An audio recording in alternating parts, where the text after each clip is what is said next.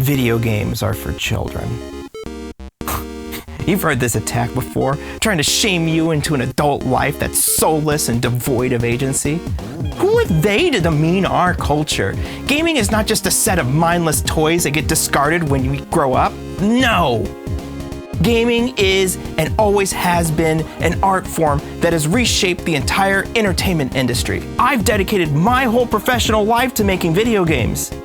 Take that, Mom and Dad. Yeah, they pay my bills. The whole industry's been vindicated. I've been vindicated.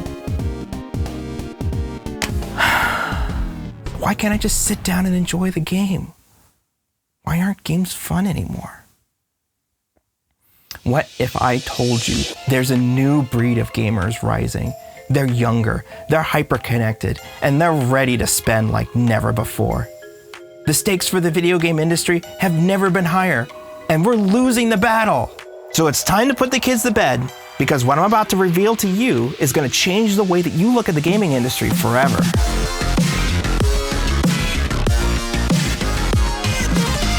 You've played so many nights and won so many fights, and yet you've got bragging rights, but still, you want more. This game's just no fun. After it's all said and done, $70 has gone out the door. Chipboard, it's not your fault, for the game industry's gestalt has you thinking you should be content, but you're living a lie. These half-assed games won't fly, and I, your wise dad, will tell you why. You see, Chippy, back in my day, there were fabulous games crafted by smaller teams, a labor of love, not just corporate schemes. No talk of shareholders, franchises, or revenue streams, just folks with ideas, immense talent, and dreams. Today's modern games come from big corporate factions with gameplay loops ruined by microtransactions. They build up large teams just for big layoff slashes and then drop pricey DLC to prevent stock price crashes. Can you believe those big greedy companies? Forget all these big budget blockbuster names. You want to enjoy the great classic games, from shareware you played on your dad's home computer to the best of them all, the arena shooter. Games should be an escape, a new surprise, not a reminder of our own flawed lives. Now sequels line the shelves and they're mostly the same, and only the indies can make unique games. So when you see a cool free game to play, think twice before you become led astray. Yes, your dad, he knows all the good games, Chipboard. For tomorrow, you get to play Myst is your reward. Good night, Chipboard.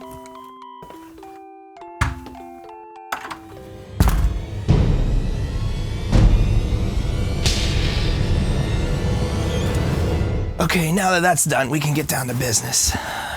So I vividly remember a story about my time when I worked at Volition, the makers of Saints Row and Red Faction. We had this all-hands-on meeting, and we were getting delivered a stern mandate from the upper management. You see, this was around the time that THQ was in decline, and we needed to make a profitable game to keep the publisher from going under. We didn't need to make a profitable game, we needed to make a super profitable game because they poured a bunch of money into UDraw, and they were like, yeah, make up for that.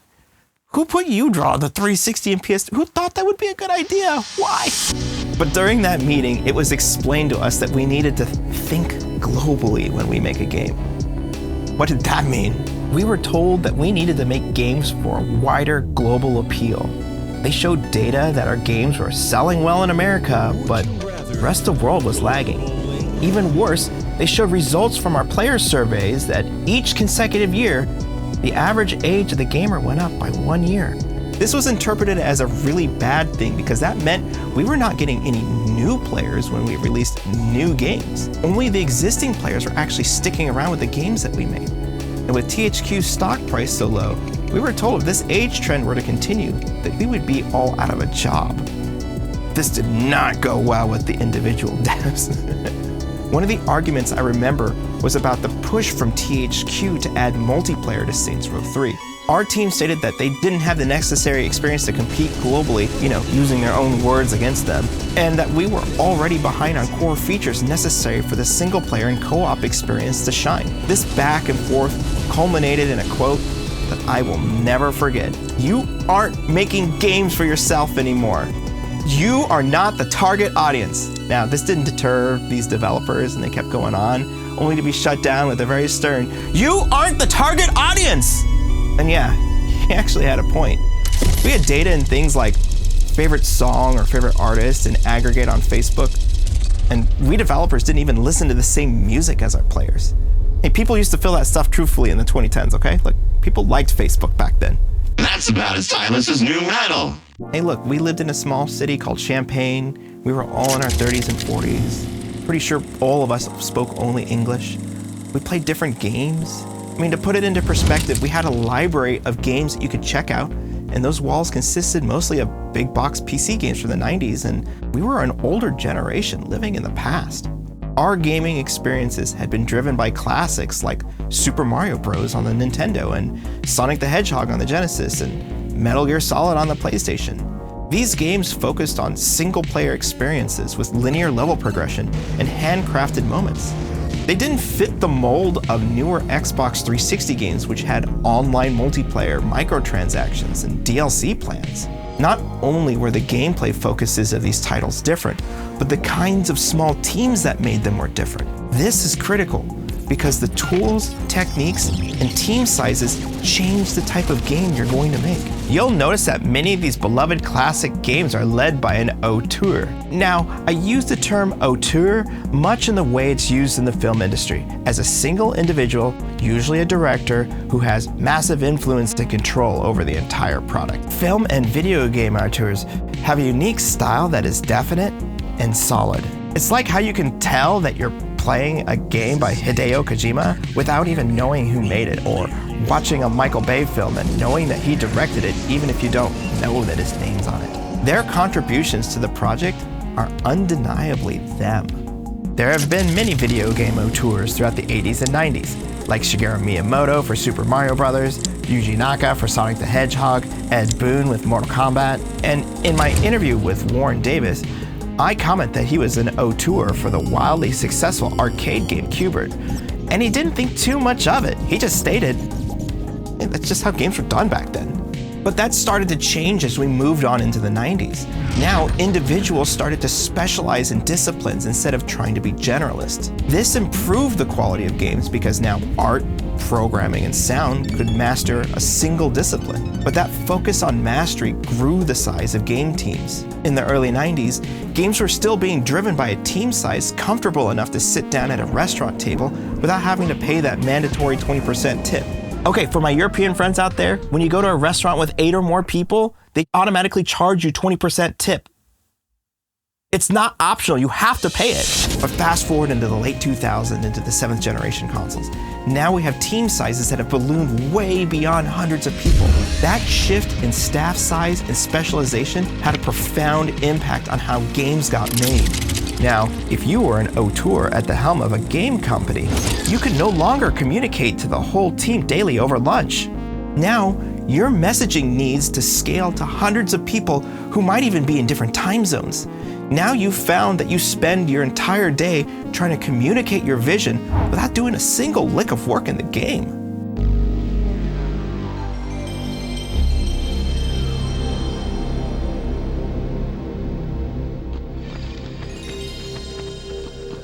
In the span of a decade, games had gone from focused pieces of entertainment to massive, sprawling open worlds with hundreds of thousands of lines of dialogue, emergent gameplay systems that allowed players to create the fun the way that they wanted, and multiplayer options that could change the way your players interacted and created stories. All of this modernization meant that less control came from the auteur and more control came from the players who just wanted to play in the sandbox for fun.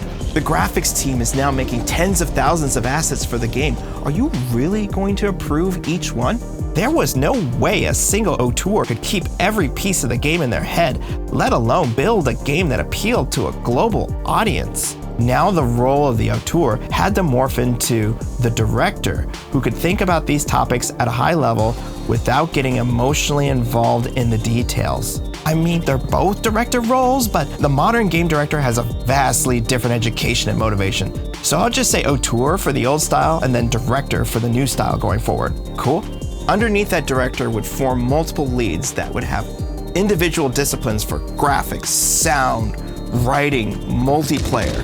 These individuals were auteurs in their own right, but now had to answer to a director who was keeping the game on track, on budget, and hitting the right trends so they could be profitable. Tall order for a single individual. How many times do I look at the camera and say, tall order? So who do you put in charge of all this? A business leader? No, they tried that, and business leaders would inevitably make the wrong choice, cut some expensive feature to make their balance sheet look good, and then it just kills the entire package of the game. Well, why don't we just up-level the auteur? Nah, can't do that either for the reasons I explained earlier. This tension between the business and art meant that the game director needed to have a different set of skills. One that played as negotiator between the brilliant leads on the project and still deliver a product that would appease the publisher and make a profit. But how do you prove to both of these sides that you're making the right decision, even though it may not even please either one of them? You go back in time, play grunge rock to old developers until they're too old and depressed to create games? No! You could go back in time and tell them Milli Vanilli never sang their own songs to cut them off before they make another hit? No! You go back in time and tell developers the Virtual Boy is going to be a huge hit and then bankrupt them before they can make any great games? No, why would you? You gaslight the developers into thinking that Waterworld was a successful movie and they should focus all their efforts on reviving the franchise. No, you can't do You that! show them Batman versus Superman and convince them it's a piece of high art. No. This one's good. You could tell Blake Sheldon that Nine Inch Nails has a CMA award after trying just once. No, of course not. No, come on. Just tell him Pumpkin Spice Month starts in June. No, it's even more depressing than that. Data-driven design, and it's as cold-hearted as it sounds. Instead of having auteurs or business people make decisions on their own instinct and lived experiences, we looked at player actions and what they were doing in games. We interviewed players and took them for their word at what they wanted. We relinquished a piece of creative autonomy from the developer to the players. I got to see this metamorphosis during the 7th generation firsthand, as cool game pitches were no longer enough to get greenlit for production. You had to have business intelligence data like comparables to see what was trending with players. You had to have data about what people interacted with on your last game, and you had to have surveys from thousands of players about what they liked most. In the past, this would have required a university doing a decade-long study just to get that sort of actionable data. But this was all available via a snap of your fingers due to one change. The internet! How did I hit that note? Jesus Christ. As the number of gamers connected their consoles to the internet rose, you could collect accurate, large data about your players by putting tracking software into your game. This tracking software phoned home and delivered data on what types of weapons players were using, what types of missions they played, where players died on a map, which skins were most used, etc., etc. The amount of data developers collect was endless. And in the games industry, this data is called telemetry, and it has spawned a whole discipline who do nothing but collect this information and try to make sense of it so that directors can make player-focused decisions. That's right, every game that you've played for the last 10 years phones home with telemetry data back to the publisher, even if you pirated it. We know. But all of this mass collection of data was necessary to reduce the risk. The data helped developers see what parts of a game were actually played, and with that much data from every internet-connected player, how could they go wrong? This new approach to data-driven development boosted the profits of the best franchises. Developers determined which features to double down on their next Call of Duty, Madden, Assassin's Creed, and they could do it with efficiency. Players got more of what they wanted, and they saw that games could deliver better experiences every 12 months, which they gladly bought. That's the power of telemetry, baby. And don't get me wrong, these mega franchises are great games at the end of the day. Anybody who tells you otherwise is just trying to be contrarian about not liking the popular thing.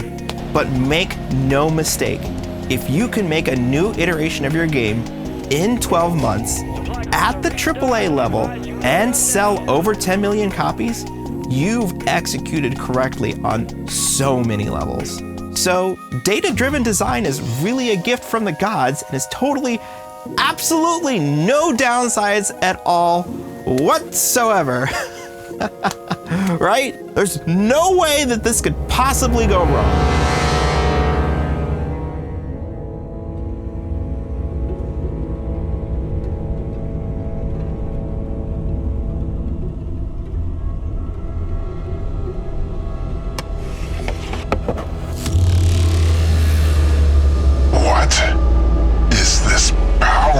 When you get this good at being this successful, it becomes a crazy business risk making an entirely new game, let alone a new genre of game, because you have no data on how well that will perform or what features to focus on. Instead, why don't you make a sequel to that very successful game where you've got tons of data of what players like about it, and you can utilize the tool set that's well-oiled in making that kind of game that you can sell really easily every year and still be profitable. I'm up. It's not like you care. Oh, hi, Chipboard. Did you cut your hair? Move over. I'm gonna play some video games now. Do you want to play a good classic arena shooter? We could play on mouse and Look, key. you can play Shooty McShoot Face with me, or you don't have to play it. I don't care. Oh, well, what's that? Oh my god, this is gonna be so good. It's Shooty McShoot Face. No, I mean that thing you're holding. Oh, it's a controller. It's how games are played when you aren't a million years old. Shots fired. Oh, son, you're growing up so fast. I didn't know you played these types of games. I'm willing to learn. Just show me how this game works. Okay, great. Just go to creator mode. No, not creator mode. Only kids play that. All right. Oh, jeez. Which button do I push? Huffing is fun. Let's count to 1. 1. Huffing is fun. Let's count to 1. 1. You have to have the controller in play mode, not sing mode. Oh, they have really low standards for these kids these days. Why can't you just have an open mind? Just give me back the controller. No. You're right. I'm keeping an open mind. Hey, how do I get past the screen? Where's the game? You have to wait on the screen for 20 seconds so you can get jealous of all the cool skins everyone else has? All right, I'm jelly enough now. Let's go. Dad, I don't want a peanut butter and jelly, okay? Come on, Dad's got like 10 minutes to play before he's got to go to bed. Okay, I'm in.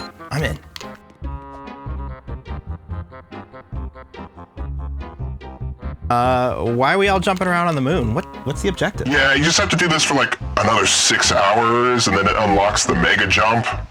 Here, why don't you take over for a little bit? I got some work to finish up. Did you know about this whole mask thing?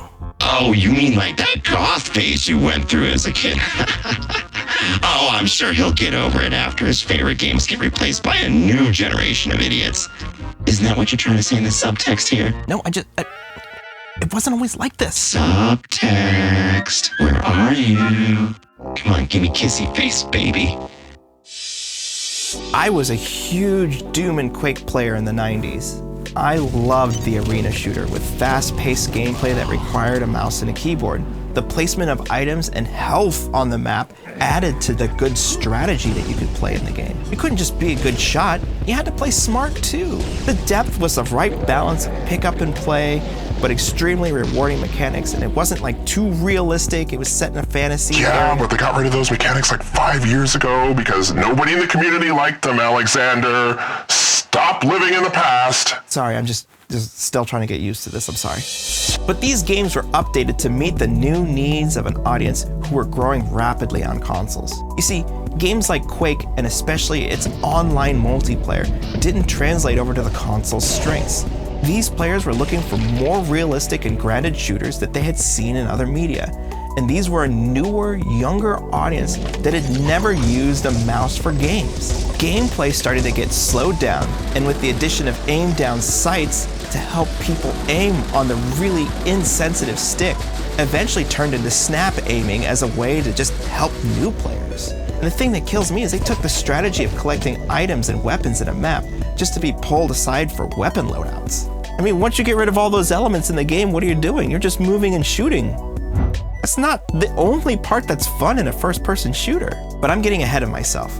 The year is 1998, and while Quake 2 reigns supreme as the FPS on PC, a Hollywood box office hit called Saving Private Ryan would also come out the same year, depicting a gritty, realistic war, filmed stylistically with a bleach bypass look. I think you know where I'm going here. The movie was incredibly popular, grossing over $480 million at the box office, and it was a hit financially and critically. To put this into perspective, this movie was larger than any video game ever released to date, and I believe this movie would be a catalyst to change the games industry forever.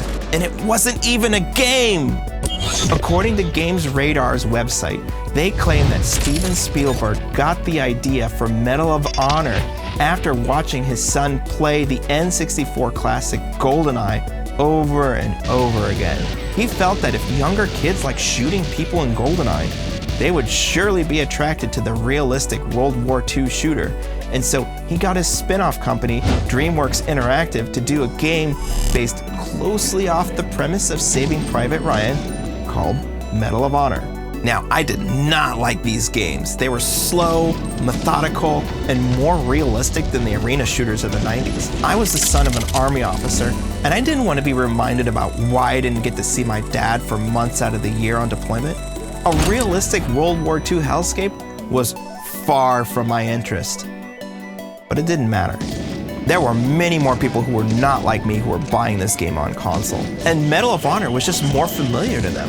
More people had seen the movie Saving Private Ryan than Doom or Quake in 1998. And the World War II shooter was a much easier sell than the unique fantasy setting of Quake. Now we're crossing into the millennium. The PS2 is out, and the gaming audience has changed forever. No longer are the fantasy-loving, grunge-listening players the majority. This newer movie and TV mainstream audience is changing gaming into the popular medium that we know today. Games based off of movies like Harry Potter are million-plus sellers, and players are becoming enamored with the realistic depictions of life in games, and World War II shooters are the hot FPS theme to go to. But unlike movies, a director's name like Steven Spielberg wasn't actually pulling them into the game. The name of the studio wasn't anything but a tiny logo on the corner of the box. For example, DreamWorks Interactive, the original creator of Medal of Honor, got eventually sold to EA to be rebranded as EA Los Angeles. None of this mattered to the new audience. Gamers just latched on to sequels of games that they had good experiences with, and they were totally ignorant about the rest of the facts. So some of you might just say, cool, let's just make as many sequels as we can. Just keep putting the game on the box with the number after it. N+1, let's make some money here. And Acclaim would try to do just that. But this is a short-term gain, long-term loss strategy. Each successive release of successful titles like NBA Jam, Turok, NFL Quarterback Club, these would result in less sales because the quality of the game was not going up as time went on.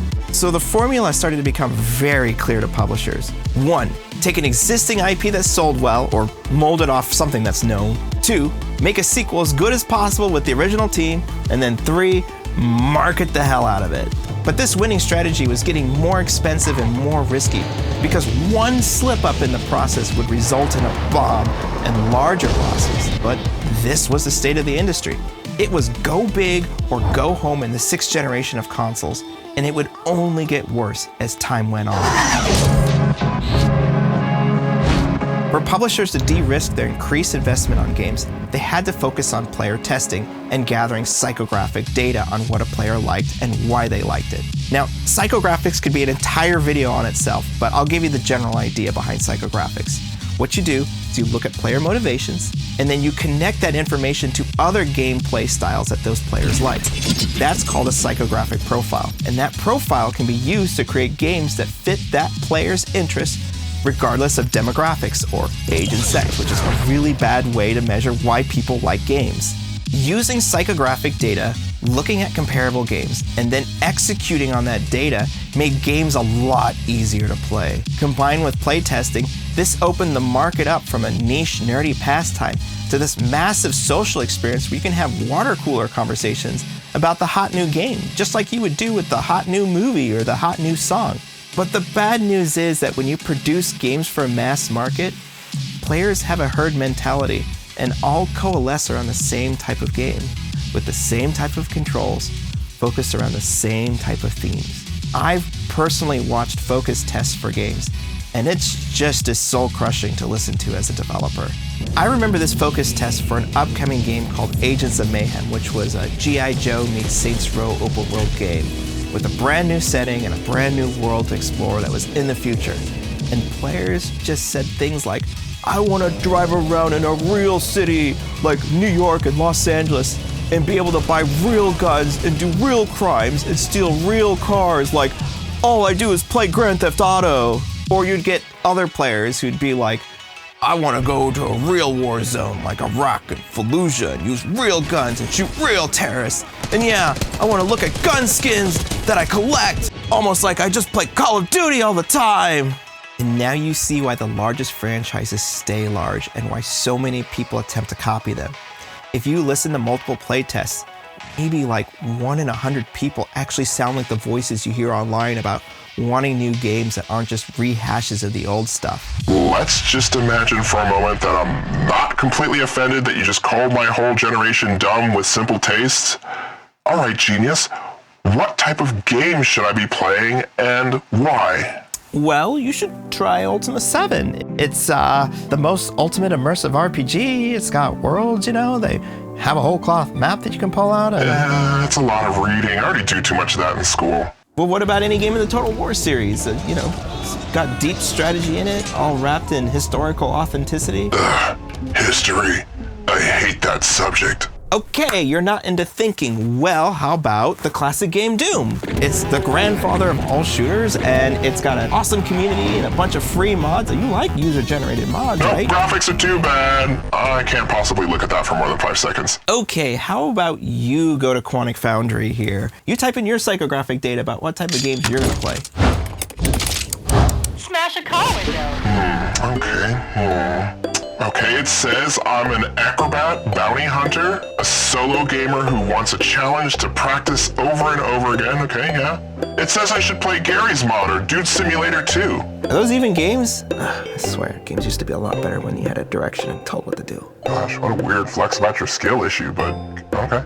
Does that mean that gaming is completely doomed to mass market focus tested games that are slightly derivative of what they put out last year? Are the costs of games so high that taking a risk, getting a good pitch, and putting a small team together to create something unique for a smaller audience is gone? No, there is hope.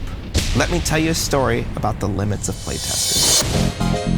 I remember during the development of Saints Row III, the vehicle designers wanted to give a greater sense of speed while driving around the city. But there was a technical problem we just weren't going to overcome.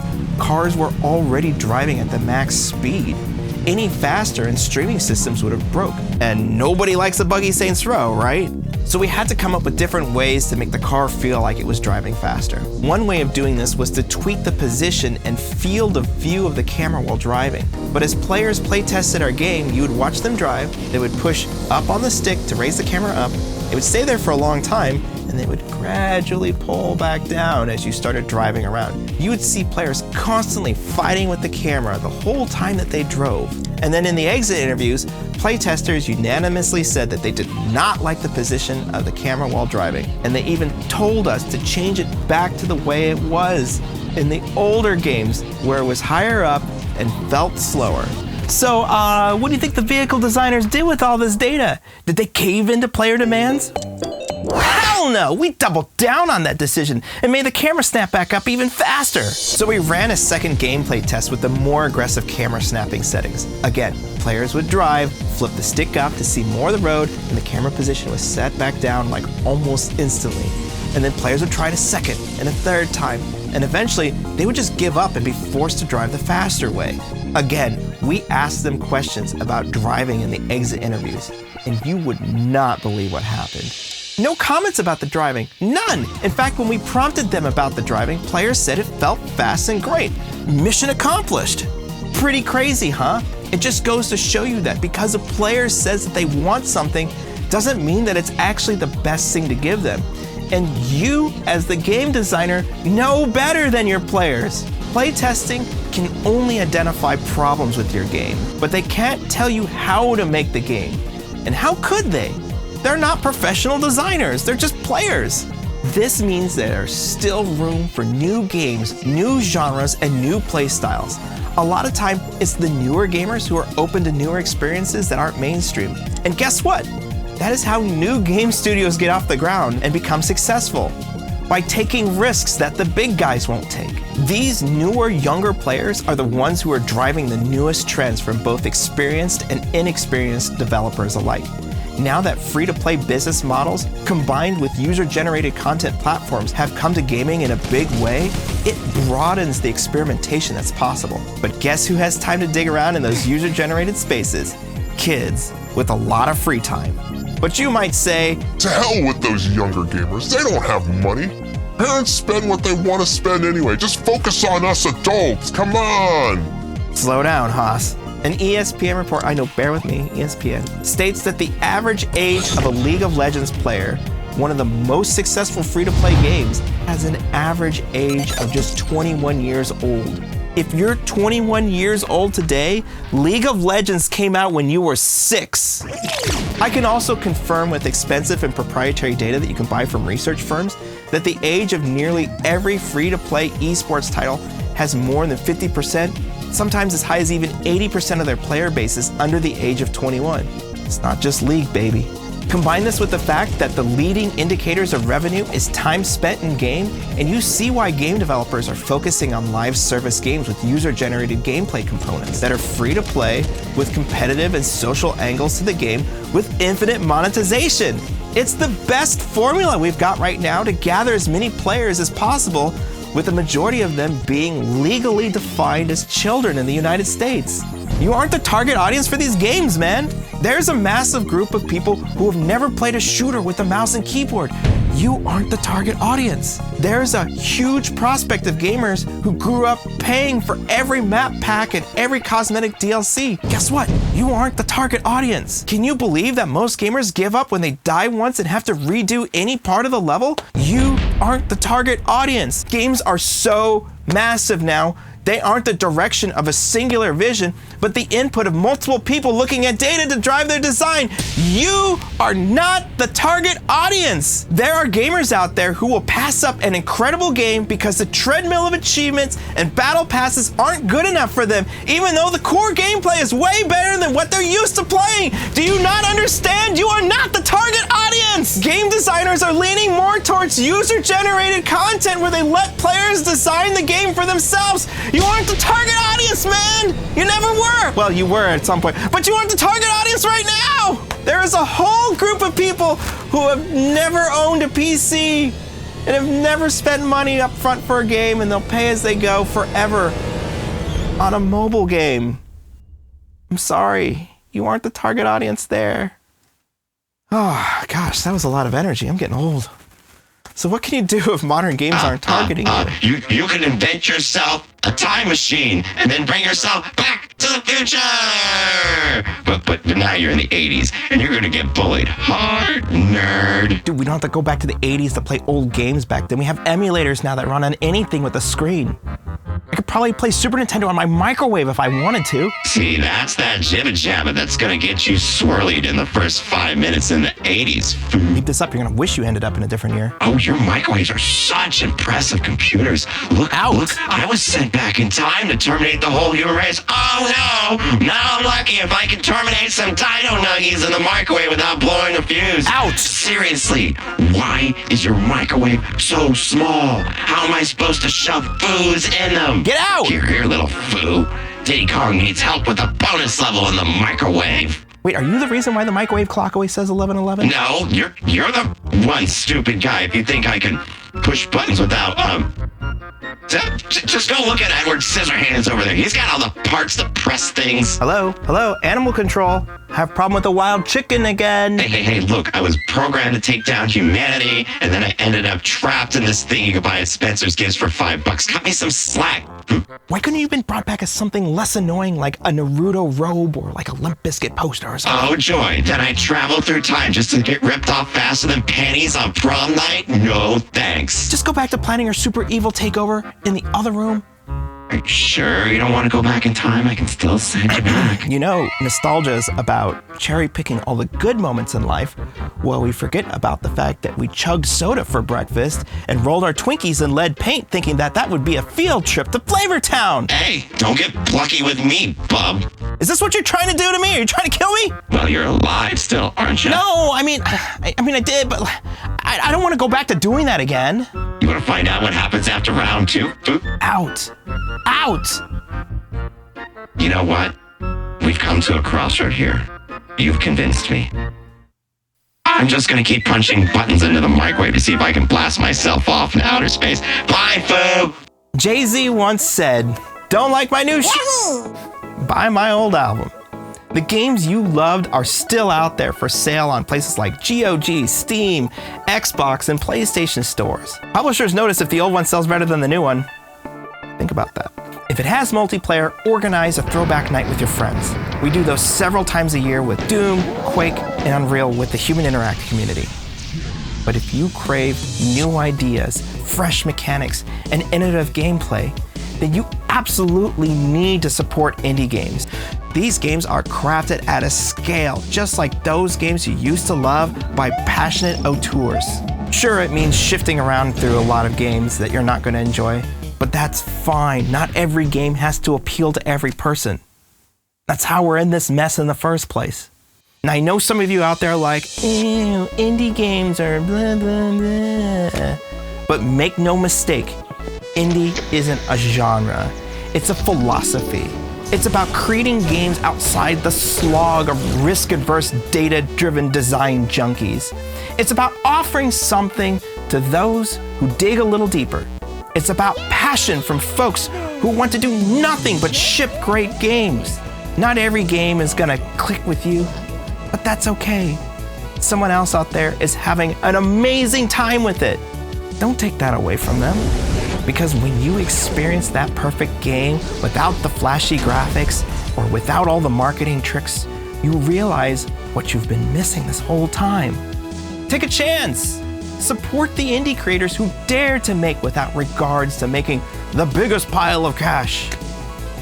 It might just be your next favorite game. Now I want you to share that indie game that you absolutely love and why it's so good in the comments. Let other people know what's going on. Also, these videos are taking a lot longer to make, so if you like the research and filmmaking, please leave me that thumbs up. It lets me know that I should keep making videos like this.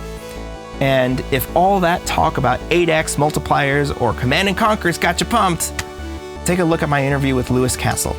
He's a titan of the gaming industry who co-founded the legendary Westwood Studios and talks about the transition from how games got made in the 90s, like what we talked about in this video, to how publishers like EA gobbled them up in the 2000s and then told them to only ship mega hits. It's a really tragic story about how a mighty studio who brought us the first modern RTS missed the mark as the industry changed. Thanks for watching, and we'll see you on the next one.